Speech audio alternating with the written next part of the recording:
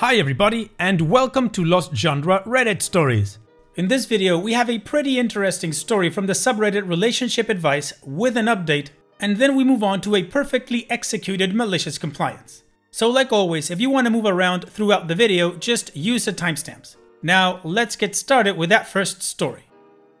This post is from the subreddit Relationship Advice, and it's by user ThrowArrayBB5386. I, 34 female, just found out I'm pregnant from a one-night stand with a friend, 32 male. He's always been adamant that he never wants kids, but I secretly want to keep it. How do I deal with this?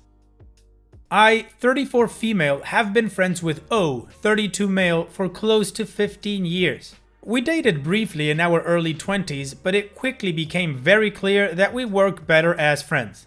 However, every now and again when we're both single, we end up sleeping together. This happened recently, and despite using protection, I found out this week that I'm pregnant. There's no one else who could be the father. I haven't told anyone yet. To be honest, I'm still processing it. O has always been very clear that he never wants children. He had awful experiences with father figures. He never knew his biological father, and his stepfather was horribly abusive. He spent time in the care system, and that did some more damage. He thinks that means he could never be a good dad himself, but he has also struggled a lot with his mental health over the years, so he worries about not being stable and about future kids inheriting his issues. I've seen him looking after friends' children, and he's great with them. I actually think he would be a lovely dad, but I don't want to invalidate his concerns because I can definitely understand where they come from. Also, obviously, some people just don't want kids, and that's fine. I have always wanted kids, and I am at an age where a lot of my friends have already started families, and older relatives are making comments about my biological clock. This was genuinely a complete and utter accident, but I can't bring myself to be upset about it, and if it weren't for the fact that O was so adamantly against it, I would actually be really happy that the potential baby was his. He's absolutely lovely, very kind, hardworking, ridiculously smart, and creative. And I know this isn't remotely important, but I'd be lying if I said it hadn't crossed my mind. He's a beautiful man, and I can't help thinking about how adorable his baby would be. If I did go ahead with it, I wouldn't expect him to take any financial or caring responsibilities whatsoever. Though if he did decide he wanted to be involved, we're such good friends I honestly feel like we could make it work. I'm in a really good position financially and career-wise, and have a great support network, so I'm perfectly confident I could manage being a single mother. I just don't know how to raise it with him, and I don't want to push him into saying yes if it's something he really doesn't want. I am very aware the next step is speaking to O, and I also know that this needs to happen soon. Maybe I'm just being silly, but I can't stop imagining what it would be like to keep the baby. But I won't do that unless he's okay with it. How do I go about having this conversation? Well, OP, it seems to me like you have everything very clear. You know what you want, you know what you're capable of doing, and of course what you have to do. And it also sounds like you have a great relationship with O, so just have the conversation. I would say just sit down and be honest, like pulling off a band-aid. Just tell him everything. You didn't baby trap him, you guys had sex, protection didn't work out, and now there's a baby on the way. Tell him what your plan is and what you think you want to do. And also tell him that he can be as involved as he wants to, and if he doesn't want to be involved, then that's okay with you too. Maybe he says he's okay with you having the kid, but that he'll sign away parental rights. Maybe he wants to be a little bit involved. Maybe he wants to be involved all the way. Regardless, you won't know until you talk to him. And the way you describe him makes him sound like he's a pretty cool guy, so I'm guessing that conversation will be a positive one. So, what do you guys think OP should do? Let me know what you would tell OP in the comment section, and now let's move on to the community comments to see what they said. Sharp Carnival says, you need to talk to him. It sounds like you already have your expectations with this relationship set in a good place. But I would also ask, like, is this how you want to have the baby? And OP responds, that's a reasonable question. I think as I get into my mid-30s, I'm lowering my expectations when it comes to this. If O was okay with it and happy to remain friends, I honestly think it would be a pretty good situation for me. The Last Basalope says, If you want to have the baby, have the baby. Just be aware that the family image you seem to have in mind won't happen, and be prepared that this is probably the end of your friendship with him because he won't want any reminders. And OP responds, "That's my main problem. If I thought I could keep the baby and we could carry on being friends, then I think the decision would be easy. But I think he might really struggle to accept it. And my idea of him being okay with it and even being a part of the baby's life is probably just a fantasy." Stupid Sheep Everywhere says, "I mean, if you're sure you can manage without him, then do so. You know, he's adamantly against being a father, so let him know you have no expectations that he'll be involved. Do not hold out hope that he'll miraculously step up to the plate and want to be a daddy. If you decide to go through with this, do it with the expectation that you will do this 100% on your own. One way or another, the friendship is probably over." And OP responds, "Yeah, that's the problem. I don't think I can value a hypothetical baby over a friendship I really care about. I guess the idea of him continuing to be a part of my life if I keep it is probably unrealistic." A few edits by OP. I wasn't expecting so many comments, so I'm just editing to address a few points that have come up a lot. When I say we used protection, I meant I'm on the pill. Sorry if that was misleading. It's generally very effective. We both had recent clean checks. Neither of us had a condom, so in the heat of the moment, we took a gamble. I totally get that it was unwise, particularly given his concerns. Where I live, vasectomies really aren't common amongst people of our age group, particularly if they don't already have children. I know it's something he inquired about a while back, but the general practitioner declined to make a referral on the basis of his mental health, questioned whether he was in the right state of mind to make the decision. I kind of get it, but it also seems very unfair and potentially discriminatory. Perhaps he could have got it done privately, but I have no idea about the cost and he struggles financially. Regarding O's mental health, he has very severe PTSD from childhood abuse. He manages it well, but obviously it's not something that just goes away. He also suffers from depression, anxiety, panic attacks, but the consensus is that those issues are symptoms of the PTSD rather than illnesses in their own right, if that makes sense. I seriously have no intention of asking for money from him, regardless of what happens. I'm very comfortable financially, and if that changes for any reason, I have no doubt that my family would support me. I'm in a very privileged position. O is not. I genuinely don't have plans to trap him in a relationship with me. I love him very much, but as a friend. Obviously, there's attraction there, but that's not the same as being in love and wanting a serious long-term relationship. I'm very certain he's on the same page. If I don't go ahead with this pregnancy, I most likely wouldn't consider a sperm donor. But if I'm not lucky enough to find someone who wants to have a baby with me, I would definitely think about fostering or adoption. I've asked O to come around this evening and I'll tell him then and we can discuss it. Can't say I'm looking forward to it, but obviously it needs to be done.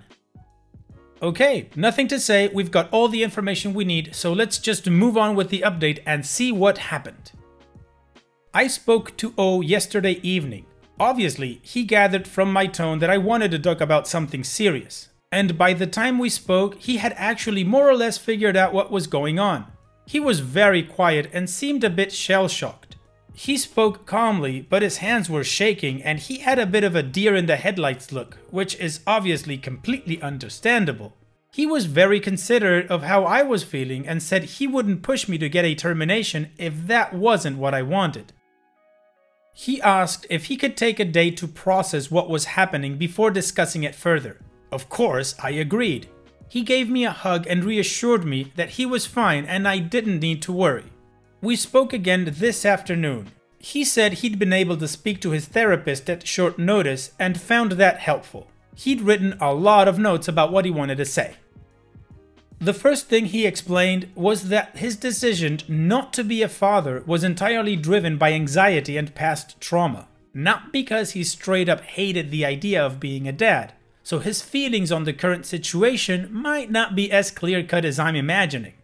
He said that if I'm 100% sure I want to keep the baby and I'm ready for everything that will involve, that's what I should do. He said that if that's the decision I make, he wants to support us in some capacity, but it might take a while to figure out what works best for everyone. He doesn't feel ready for full-on parental responsibility, which I completely understand. I suggested he could just spend time with the child as and when he wanted. He was absolutely aghast and felt that this would be more hurtful to the child than just opting out entirely. He is very clear that he wants whatever involvement he has to be consistent. He was also very clear that he wants to offer some kind of financial support, even if it's just putting money in an account. He was a little offended that I suggested he didn't need to do this. His main concern is that I need to be absolutely certain this is what I want and that I can give a child a happy, stable upbringing. He raised a lot of the points that were mentioned in the comments of my last post, as well as a few things I hadn't thought of. For example, that we would need to have a lot more boundaries in our relationship with each other and keep things purely platonic.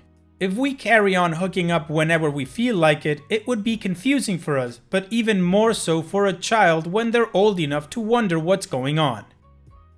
Even though O is handling this well, I'm not under any illusions that this means he's fine. He's scared, upset, and confused, and he's doing what he thinks is right, even if it's not what he would have chosen. He doesn't want me to terminate a wanted pregnancy. He doesn't want to have a child and refuse to support it. So this is the situation he's in. That must be really, really tough. The next step is for me to decide what I'm going to do. In a way, I was kind of holding off on thinking about this properly before speaking to O. But now it's very real. He's been clear that he wants to support me, but he doesn't think he's the right person to help me make this decision, which I agree with. I've booked the week off work, so I'm going to see the doctor tomorrow, and I'm looking for a counselor who has experience with this kind of issue. I've spoken a little to my family and one of my friends, who were very unhelpful it turned out. I really want this baby, but I need to make sure I'm making the right choice for everyone. So that's where I'm up to right now. O has been supportive, and to be honest, he's been more mature and level-headed than me in a lot of ways. I know what I want to do, but I need to approach this decision rationally, rather than just getting carried away by my feelings and what I want. Well, OP, I think it's great that you were able to have a proper conversation with O regarding this whole thing, and that he even brought up things that you hadn't considered. There's not much more to add, because it sounds like you have everything thought out. So I'm just gonna say, congratulations on your pregnancy, OP. Hopefully everything will turn out great. Now, let's move on to the next post. This post is from the subreddit Malicious Compliance, and it's by user Anomalous Treasure. You want things done by the book? Alright, let's do that. I work as a freelance artist, doing advertisement, ticket, and program booklet designs for various police and firefighter events that give to children's charities. It's not consistent work, but it pays pretty well for what it is. The people I work with directly are a promotions company that was created to sell the advertisement space and tickets. I've been working for them for a long time. Throughout COVID, these people were essentially my only source of income, so I had to put up with their BS. Mostly having to put up with having to hear, "The check is in the mail," for 2 or 3 months before it actually arrives. I convinced the owner of the company to download PayPal so I could be paid in a reasonable time. He was confused about how to use it, so I told him about Cash App. I was paid through Cash App only once before he said, "I just want to keep doing things by the book. These websites you're sending me to look scammy." And because I don't work for him, I work for the unions and they are the ones cutting the checks. I asked him if he really wants to do that. Of course, he said yes. Cue Malicious Compliance. He's becoming quite upset with me since he realized doing it by the book actually gives me all of the leverage. From that point forward, I had begun putting my logo watermark on every single thing I sent him. The first time he experienced this was with show tickets. He asked me to remove the watermark and send it to the printers. He was satisfied with the work. I told him the watermark will come off when there is money in my account. He told me that he can't start making sales until he has the tickets to sell. Thus, he doesn't have the money to pay me. Aw man, that sucks. Better figure out how to pay me electronically then. Here's my Bitcoin and Ethereum wallets, PayPal and Cash App info, as well as info for direct deposit. He insisted he couldn't pay me before he has the tickets, so he agreed to a 50% price increase for me to release the files to him without pay and with my company's logos on them. I actually got paid for that day. The second time was with a show poster. The same instance occurred, only this time I was told I'd have to talk to the Fraternal Order of Police, FOP, about being paid since I work for them. They were very confused when I called them. An hour later, I got an angry phone call and was paid via direct deposit from the promoter's business account, not the FOP's account. This morning was pretty interesting. He called me up while meeting with the police association to talk about cutting me a check for the last show that happened yesterday, 25th of September. On this call, I was asked about bank transfers, about how to make a Bitcoin wallet, all that good stuff. But the promoter asked why my invoice stated that I am no longer accepting checks as a form of payment. Are you sure you want me to answer that in this meeting? I asked him. He said yes. So I told him while he was on speakerphone with his boss, because you don't pay me for months when we do checks. I only accept online or bank transfers. There was a little back and forth between him and the guy from the police association. It didn't sound like Mr. Promoter was having a good time. I was told I would get a call back about payment. Well, I received that call from the police association, not the promotion agency. I've been paid via PayPal and apologized to profusely. When I got the call from the promoter afterward, he had a very upset tone. He asked why I'm doing all this. Well, sir, you told me you wanted it done by the book, right? This is by the book. We didn't do it by the book before because I've worked with you for years and your son is my best friend. So this is how it will be from now on. We'll see how it turns out. I'm confident I won't be losing any work since the police associations and firefighters and other organizations have repeatedly told me how great my work looks and how I often work at half the price of other freelancers. Well, he wanted to do things by the book and that's what you gave him, OP. Great application of malicious compliance. You're getting paid when you have to get paid. Good for you, OP. Thanks for sharing. And it's that time that we've reached the end of the video. I hope you enjoyed today's stories. I certainly did reading them to you. So if you did, then go ahead and give the video a like. And don't forget to subscribe to the channel and become a member of our Discord community that just keeps growing and it is fantastic. And like I said in the beginning of the video, all of the relevant links are in the video description below, so be sure to check them out. And finally, I'd like to thank you all for taking the time to watch this video. It really does mean a lot to me that you guys enjoy this content, so thank you once again. And having said all that, I will see you guys in the next video.